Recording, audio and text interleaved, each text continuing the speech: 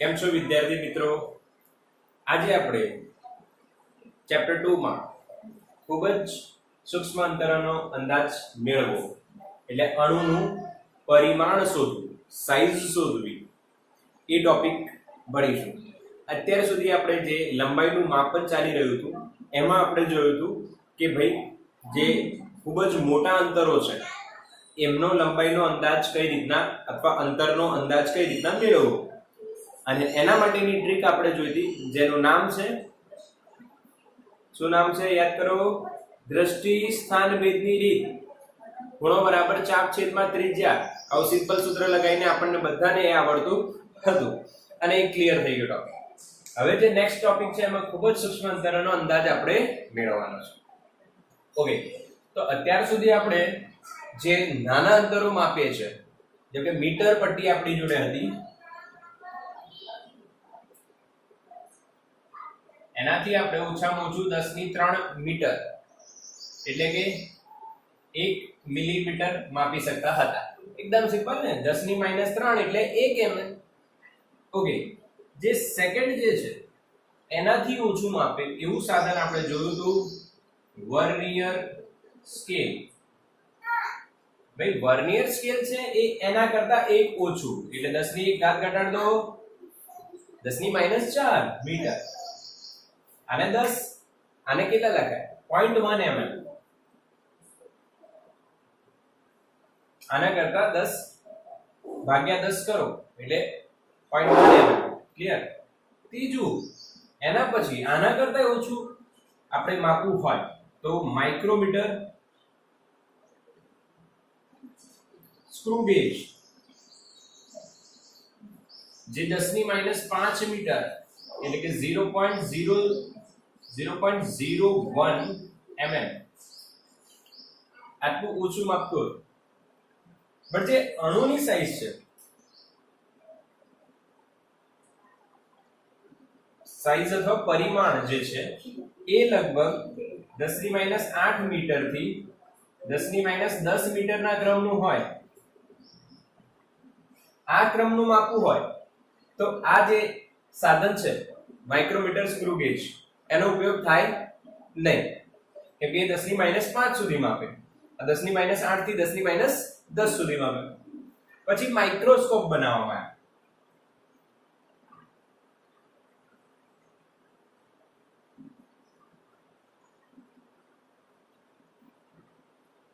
અહીંયા screw gauge હતું, vernier, metre પટ્ટી. હવે માઇક્રોસ્કોપ બનાવવામાં આવે તો એના અલગ અલગ પ્રકાર છે. તો પહેલો પ્રકાર આપણે એમાં જોઈએ, ખાલી ઇન્ફોર્મેશન મેળવવાની છે આપણે, ઓપ્ટિકલ માઇક્રોસ્કોપ. આ ઓપ્ટિકલ માઇક્રોસ્કોપ શું છે? ઓપ્ટિકલ નો અર્થ થાય છે દ્રશ્ય પ્રકાશ, એટલે પ્રકાશની વાત કરી. ઓપ્ટિક્સ ફિઝિક્સની એક બ્રાન્ચ છે જેને આપણે પ્રકાશ શાસ્ત્ર કહીએ છીએ. તો ઓપ્ટિકલ માઇક્રોસ્કોપ એટલે જે દ્રશ્ય પ્રકાશ છે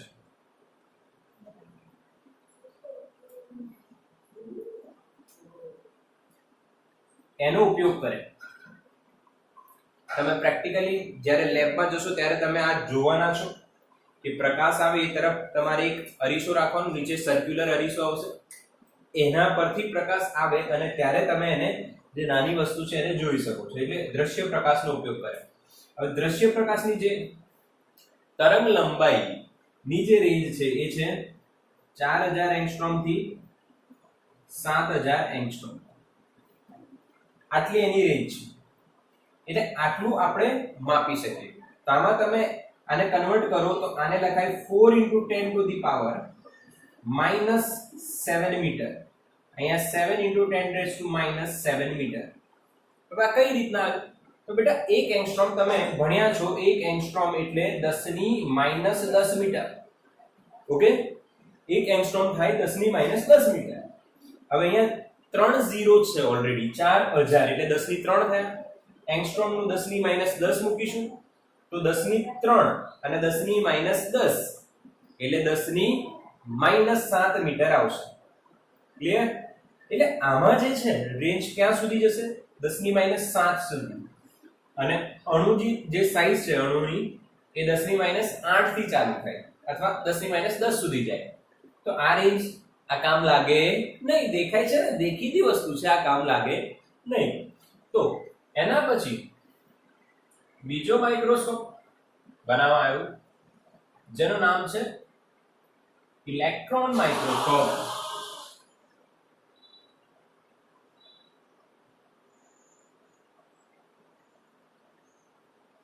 એના પછી બીજો માઇક્રોસ્કોપ બનાવવામાં આવ્યો જેનું નામ છે ઇલેક્ટ્રોન માઇક્રોસ્કોપ.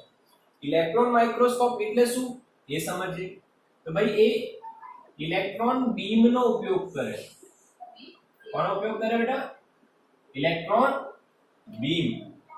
હવે ઇલેક્ટ્રોન બીમ એટલે શું? તો ઇલેક્ટ્રોન ના જે કણો છે એના દ્વારા એક બીમ તૈયાર કરવામાં આવે. તમે લેઝર બીમ જોયું હશે, રેડ કલરનું, ગ્રીન કલરનું. એવી જ રીતના ઇલેક્ટ્રોનના કણો દ્વારા બનતું બીમ એને ઇલેક્ટ્રોન બીમ કહેવાય.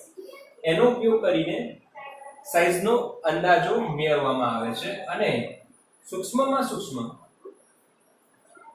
આની જે વિભેદન શક્તિ છે, વિભેદન શક્તિ એટલે નાની વસ્તુને ક્લિયર કેટલા સુધી બતાવી શકે, તો આની ઇલેક્ટ્રોન માઇક્રોસ્કોપની છે 0.6 એંગસ્ટ્રોમ. ઓકે, અને એના પછી તમને આનાથી પણ વધારે નાનું ઓબ્જેક્ટ જોઈ શકે એના માટે બનાવવામાં આવ્યું STM. સ્કેનિંગ પહેલા સ્કેન કરશે અને ટનલિંગ માઇક્રોસ્કોપ એવું નામ આપવામાં આવ્યું. ઓકે, તો આ ત્રણ છે. આના વિશેની ડિટેલ ઇન્ફોર્મેશનની કોઈ જરૂર નથી. જે ડેટા આપણે યાદ રાખવાની જરૂર છે એ ડેટા મેં લખેલો છે અહીંયા. ઓકે, 0.6 એંગસ્ટ્રોમ એટલે કેટલા મીટર? 0.6 * 10⁻⁻10 મીટર. અને સોલ્વ કરશો, ક્લિયર? અને સોલ્વ કરો 6 * 10⁻11 મીટર થી. કે આપણે ડેસિમલ પોઈન્ટને જમણી બાજુ લઈ જાઓ તો 10 ની માઈનસમાં ઘાત વધશે એટલે એક ઓછી થાય. ટૂંકમાં એવું કહી શકાય -10 હતું તો -11 થયું. ક્લિયર? ઓકે, ક્લિયર આ થઈ ગયું. તો આ આપણી બેઝિક ઇન્ફોર્મેશન છે કે કઈ રીતના ખૂબ જ સૂક્ષ્મ અંતરોનો અંદાજ મેળવવામાં આવે છે જેમાં અણુના પરિમાણની વાત થાય છે. ઓકે, તો આ બધા ઇન્સ્ટ્રુમેન્ટ્સ. હવે આ ઇન્સ્ટ્રુમેન્ટ્સ સિવાય પણ અમુક મેથડો છે જે આપણે આમાં હવે જોવાની છે. ઓકે, એ રીતોને આણ્વીય સ્તરની રીત કહેવાય.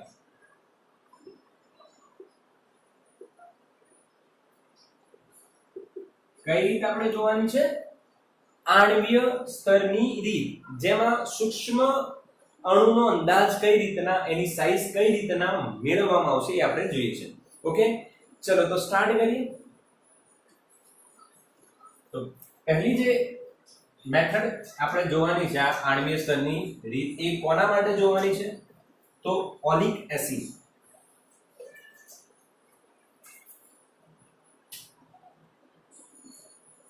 પહેલા આપણે ઓલિક એસિડ ની વાત કરીશું.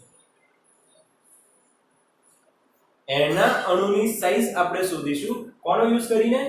આણ્વીય સ્તરની રીતનો યુઝ કરીને.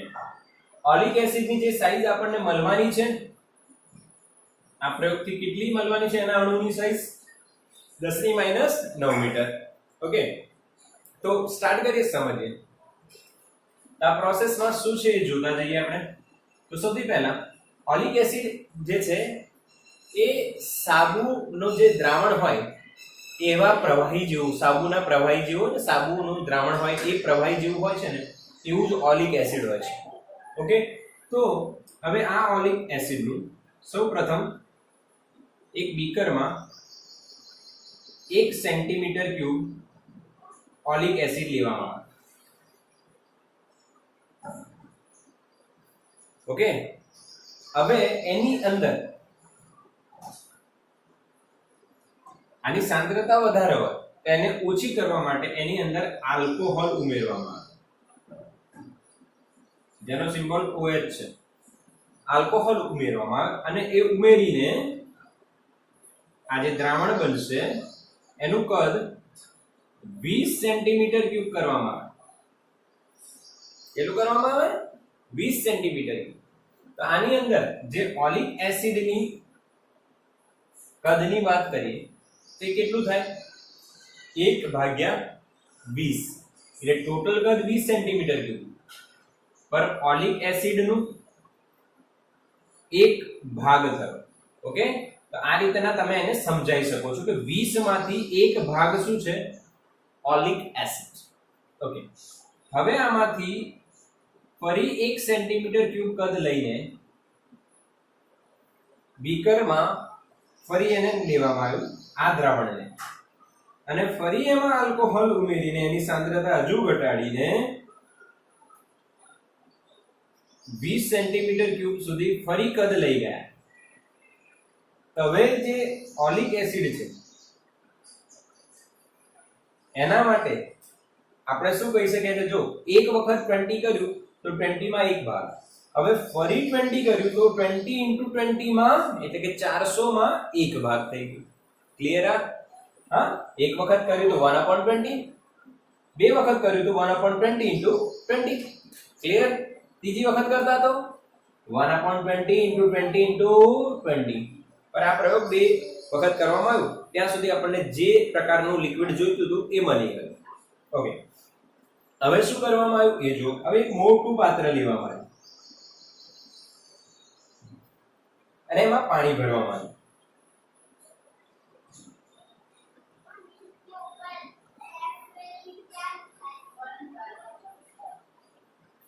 ઓકે, એક મિનિટ, આ ફ્રેમમાં આવી તો જાય છે ને? યસ. ઓકે, હવે આ પાત્રમાં પાણી ભર્યું, આ છે પાણી, અને એ પાણી પર પાવડરનો છંટકાવ કરવામાં આવ્યો.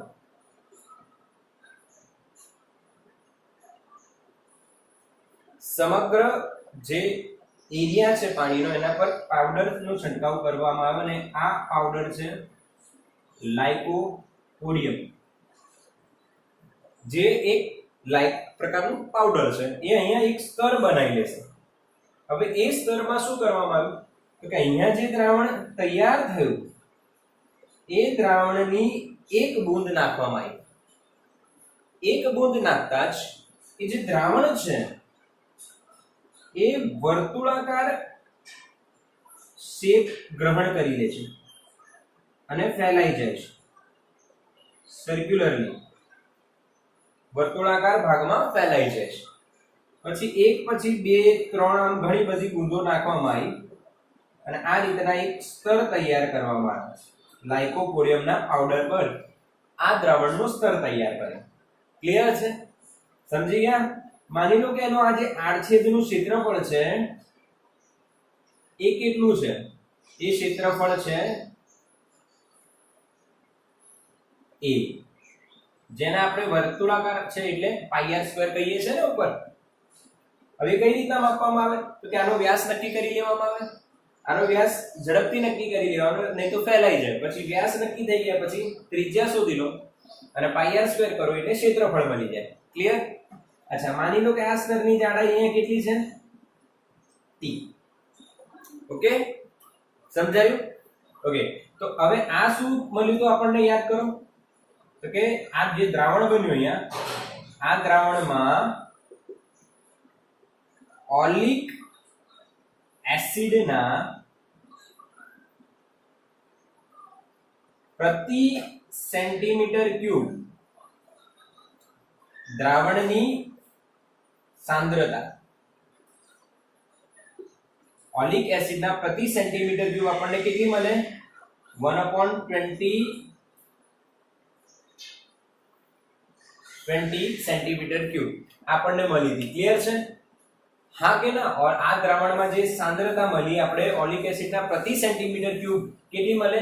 1/20 સેન્ટીમીટર ક્યુબ. બીકોઝ પહેલા 1 સેન્ટીમીટર ક્યુબ હતું એમાં 20 કરીને તો એની 1/20 થયું. ફરી એમાંથી 1 સેન્ટીમીટર ક્યુબ લેવું, ફરી 20 કર્યું તો 1/20 થઈ ગયું. ક્લિયર? સિમ્પલ એકદમ. અચ્છા, આ સ્તર અહીંયા આ દ્રાવણમાંથી તૈયાર કરી લીધું. હવે જો અહીંયા આપણે જે બૂંદો નાખી, માની લો કેટલી બૂંદો છે બેટા? n બૂંદો છે. તો ધારો કે એક બૂંદનું કદ 20 સેન્ટીમીટર ક્યુબ હોય તો n બૂંદનું કદ n 20 સેન્ટીમીટર ક્યુબ થાય. ક્લિયર વાત છે? આ તો એક બૂંદનું કદ કેટલું v, તો n બૂંદો હોય તો કદ કેટલું થશે બેટા nv. સિમ્પલ, એકદમ ઈઝી. એક બૂંદનું v તો n બૂંદનું nv થઈ ગયું. હવે શું કર્યું તો કે હવે આનું જે કદ છે એ નીકાળવામાં આવ્યું. આ જે અહીંયા સ્તર બન્યો એનું કદ કેટલું, તો ધ્યાન આપજો. આ દ્રાવણમાં ઓલિક એસિડનું કદ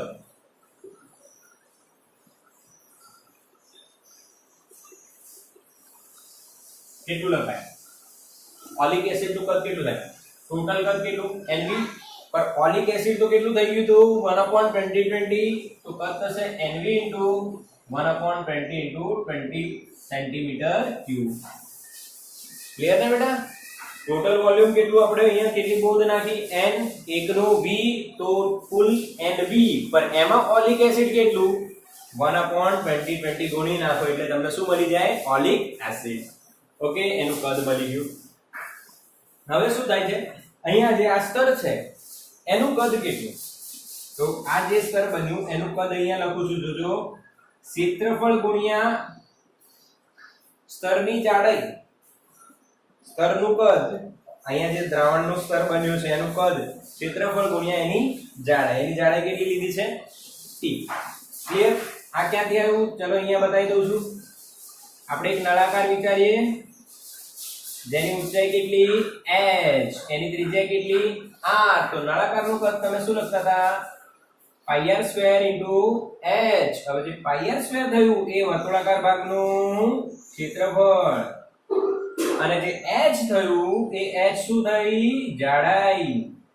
તો કદ અહીંયા જાડાઈ જે છે એ કેટલી છે? થિકનેસ t, એટલે a * t થઈ ગયું. સિમ્પલ છે. એટલે અહીંયા કદ કેટલું મળ્યું આપણને? at. હવે જે અહીંયા સ્તર બન્યું છે એને આણ્વીય સ્તર કહેવાય. એનો અર્થ એમાં એક એક અણુ જ હશે. હા, બહુ જ જાડું સ્તર હોય તો એકની ઉપર ઘણા બધા અણુ હોય, પણ આ બહુ પાતળું સ્તર છે એટલે એક એક અણુ ગોઠવાઈ ગયા હોય. હવે અહીંયા જો અણુની જે સાઈઝ છે એ આ સ્તરની જાડાઈ થઈ ગઈ. આગે ના, એટલે આપણે શું શોધવાની? સ્તરની જાડાઈ. સિમ્પલ. તો સ્તરની જાડાઈ આપણે શોધીએ. થિકનેસ જેને કહેવાય એ કઈ રીતના મળશે એ શોધવા માટે તમારે t બરાબર, અહીંયા જો t બરાબર શું કરવું પડે? કદના ભાગ્યામાં ક્ષેત્રફળ. એટલે કદ ભાગ્યા શું થશે? ક્ષેત્રફળ. ભાઈ કદ કેટલું આવ્યું જો ઓલિક એસિડ નું? nv / 2020, અને ક્ષેત્રફળ વડે ભાગવાનું. ક્ષેત્રફળ કેટલું છે બેટા? a. અહીંયા ભાગી નાખીએ છેદમાં તો અહીંયા a આવી જશે. એટલે આ આપણું સેન્ટીમીટરમાં, ખબર પડી ગઈ? સેન્ટીમીટરમાં શું આવી ગઈ? આ સ્તરની જાડાઈ આવી ગઈ. ક્લિયર? થિકનેસ જાડાઈ બરાબર કદ છેદમાં ક્ષેત્રફળ. અહીંથી ખબર પડી ને બેટા? કદ બરાબર ક્ષેત્રફળ ગુણ્યા જાડાઈ. એ ક્યાંથી આવ્યું એ તમને મેં બતાવ્યું અહીંયા. ઓકે, તો હવે જે આ સ્તરની જાડાઈ આવી એ જ સ્તરની જાડાઈ ઓલિક એસિડના અણુનું શું થશે? સાઈઝ, એની પરિમાણ કહી શકે, અથવા એની લંબાઈ, અથવા એનો વ્યાસ. સિમ્પલ તમે યાદ રાખો, વ્યાસ. વ્યાસ અને પરિમાણ. સાઈઝ અને ફિઝિક્સમાં આપણે પરિમાણ તરીકે ઓળખીશું. તો આને t થિકનેસ જે આપણે જોઈ લીધી એ મળી ગઈ. અને આપણને પ્રાયોગિક રીતના કેટલી મળી હશે? 10⁻9 મીટર. તો અહીંયા આપણે ઓલિક એસિડની જે થિયરી છે એ કયા કન્સેપ્ટથી આવી તમને બિલકુલ આવડી ગઈ છે. તમે આને રિવાઇઝ કરીને, રિવાઇન્ડ કરીને એક બે વાર જો અને પાકી કરો. Okay, clear? ચલો આગળ વધીએ. સ્ક્રીનશોટ લઈ લો. ઓકે, હવે સેમ બીજો એક એક્ઝામ્પલ હું તમને બતાવું છું. આના માટેનો એક હજુ એક્ઝામ્પલ આપણે સમજી શકીએ છીએ.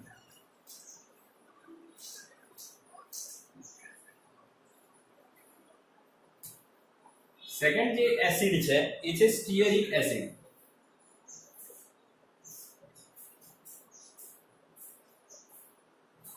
એના માટે પણ આપણે સેમ ટુ સેમ સમજી શકીએ છીએ. સ્ટીઅરિક એસિડ માટે પણ ચલો સ્ટીયરિક એસિડ માટે કઈ રીતના સમજીશું બેટા?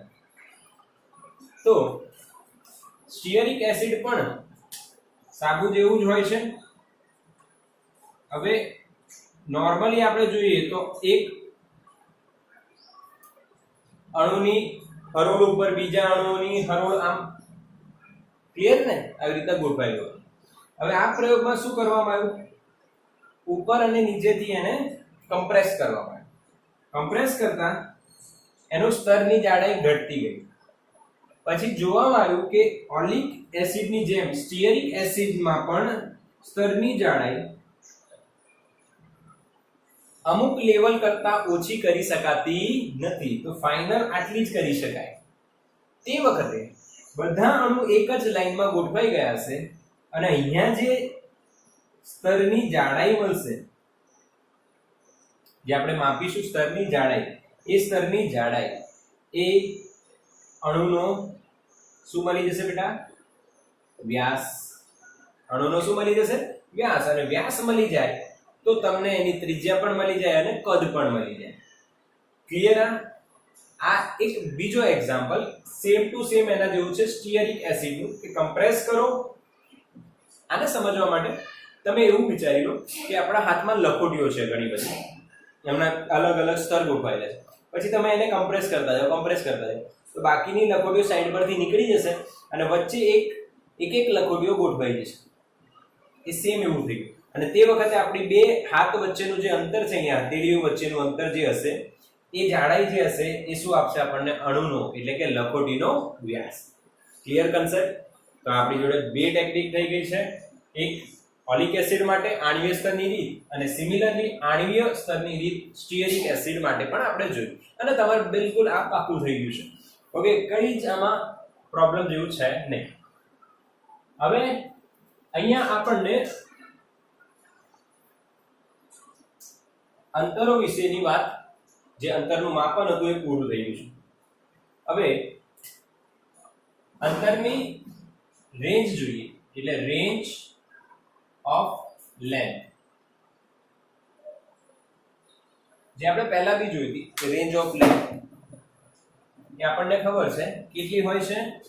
તો કે 10⁻14 મીટર, એટલે ન્યુક્લિયસની સાઈઝ થી અવલોકિત વિશ્વની લંબાઈ 10⁻26 મીટર સુધી હોય છે. ક્લિયર? આપણે પહેલા બી જોયેલું છે.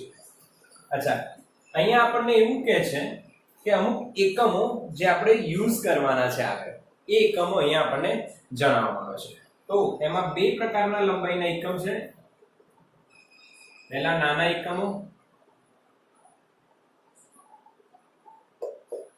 અચ્છા, નાના એકમોમાં બે આપણે યાદ રાખવાના છે. ચલો યાદ રાખીએ.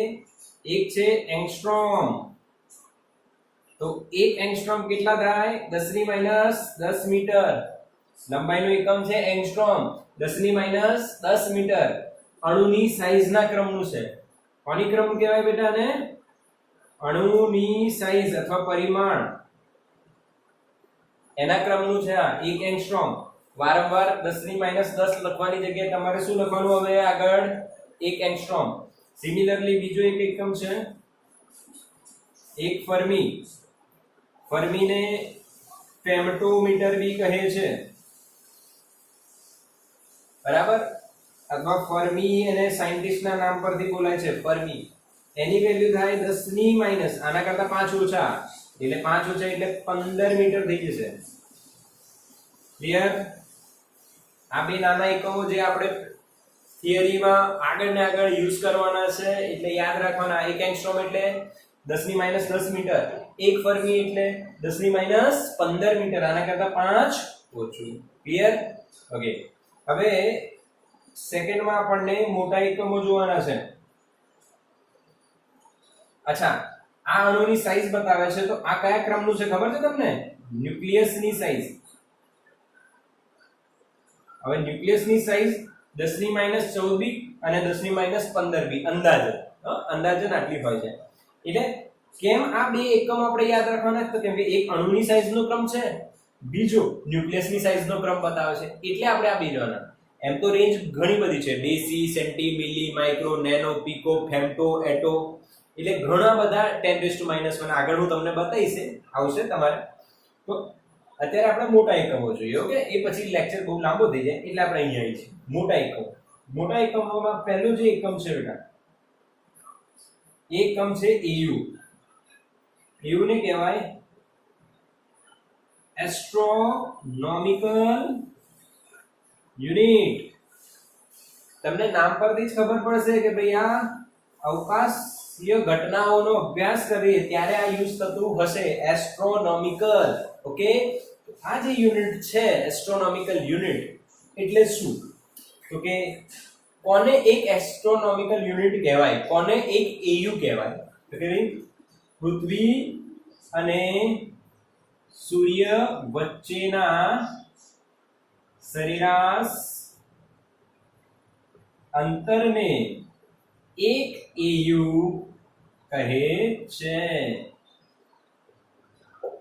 ક્લિયર?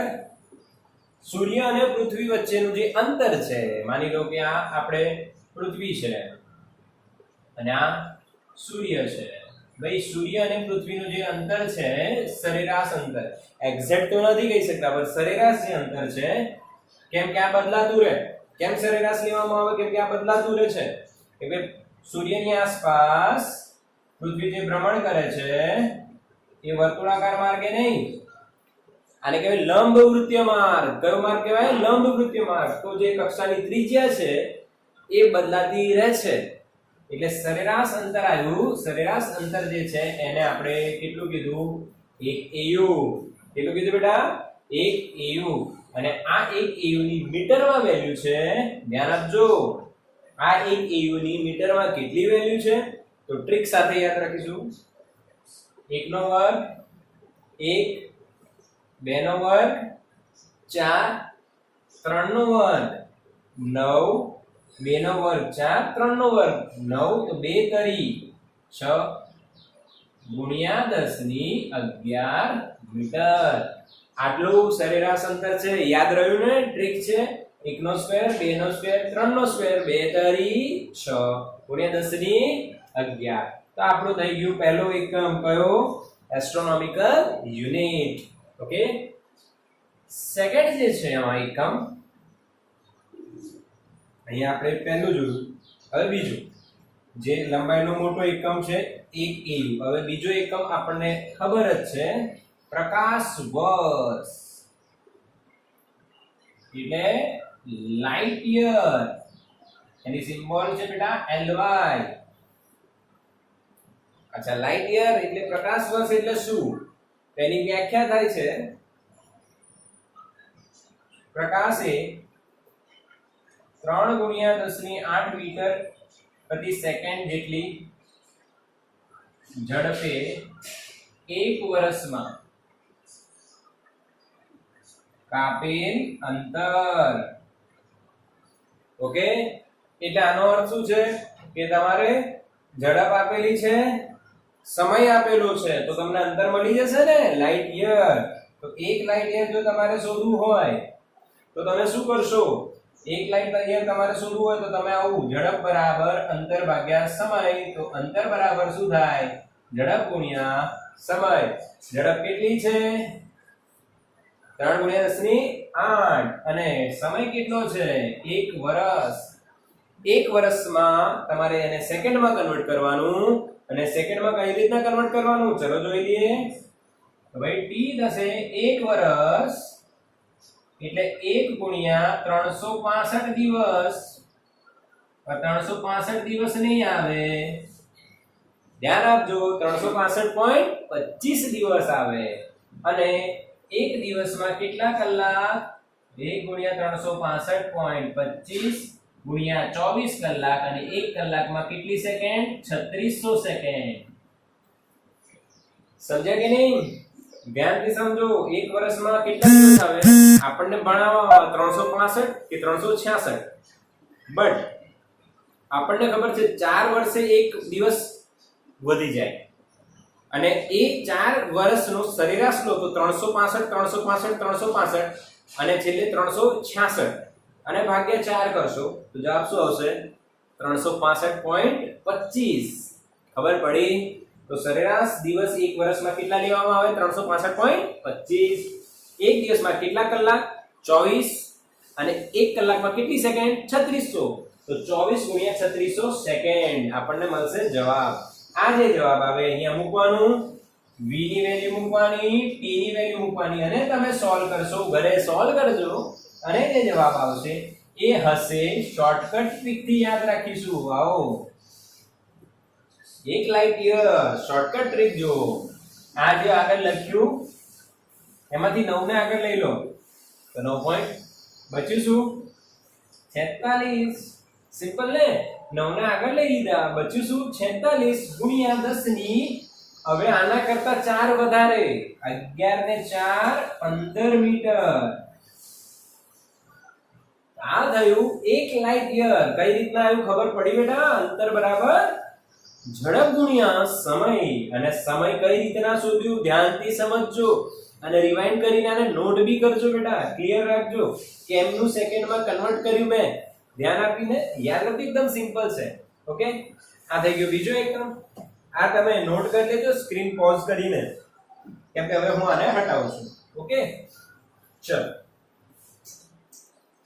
કેમ કે આપણો હવે એક એકમ બાકી રહ્યું છે મોટા એકમમાં, છેલ્લો એકમ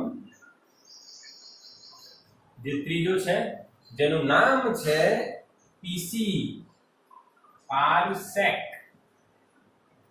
ઇંગ્લિશમાં એને કહેવાય પેરેલેક્ટિક સેકન્ડ અને એનું સિમ્બોલ છે બેટા પીસી, એનું સિમ્બોલ છે. હવે આ એક એકમ નવ બનાવવામાં આવ્યો, આના કરતા મોટા મૂલ્યનું 15 છે ને 10 ની 15, હવે આમાં 10 ની 16 થઈ જશે. કઈ રીતના બનાવવામાં આવો જો સમજો આકૃતિથી.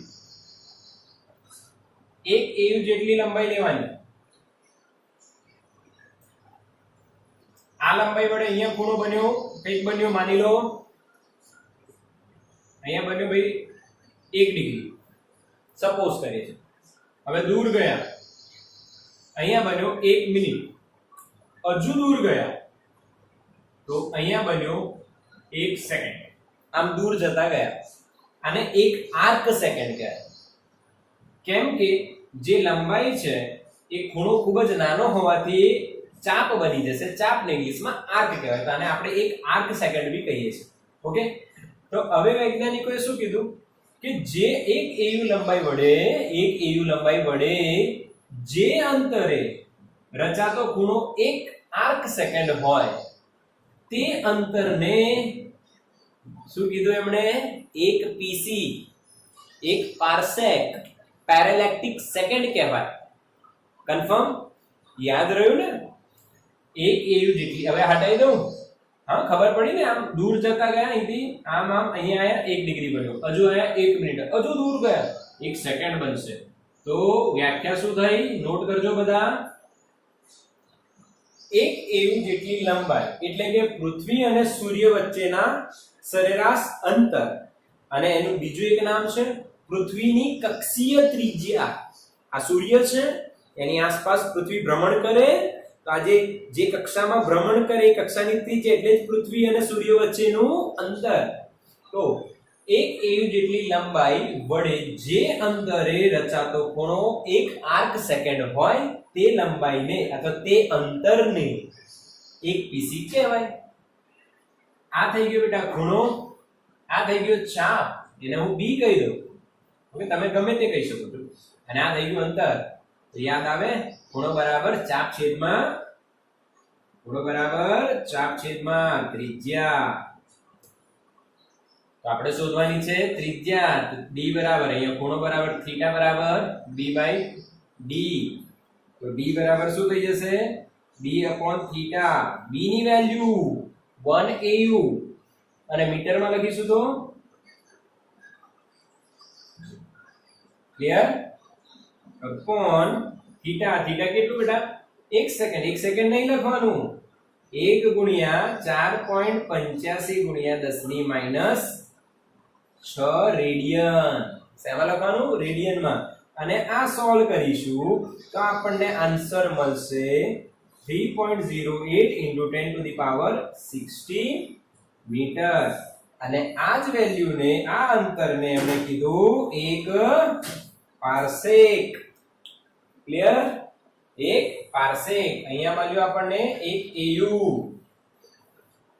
તમે 3 બોક્સ જોશો, 1 AU, 1 light year, 1 parsec. Clear છે? 3.08 into 10 to the power 16 metre.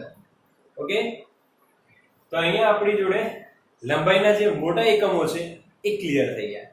હવે આ મોટા એકમો કઈ રીતના યાદ રાખવા એની ટ્રીક જો સમજો. પહેલું જે છે એમાં તમારે ટ્રીકમાં બતાવી છે AU માટે. અચ્છા, ઓર્ડર કઈ રીતના, આનો સ્ક્રીનશોટ લઈ લો, હું તમને ટ્રીક બતાવું પછી યાદ રાખવા માટે. ઓકે, ચલો ટ્રીક જોઈ લો. આવો બેટા,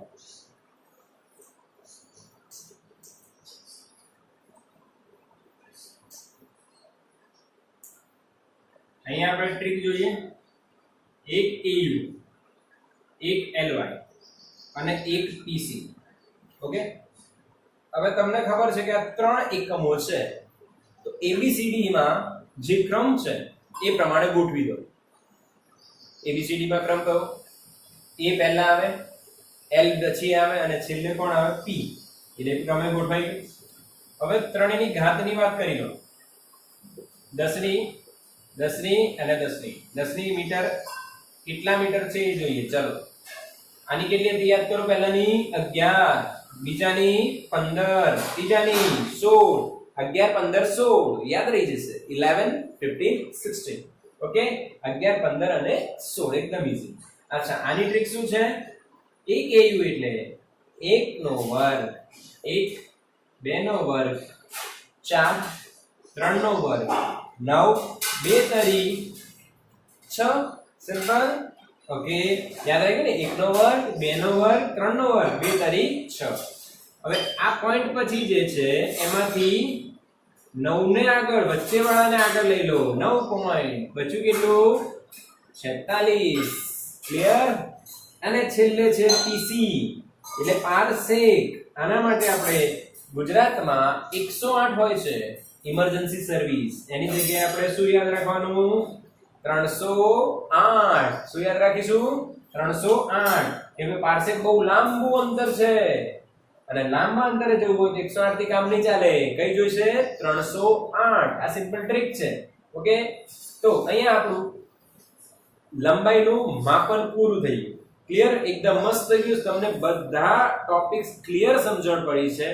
તો થેન્ક યુ સ્ટુડન્ટ્સ.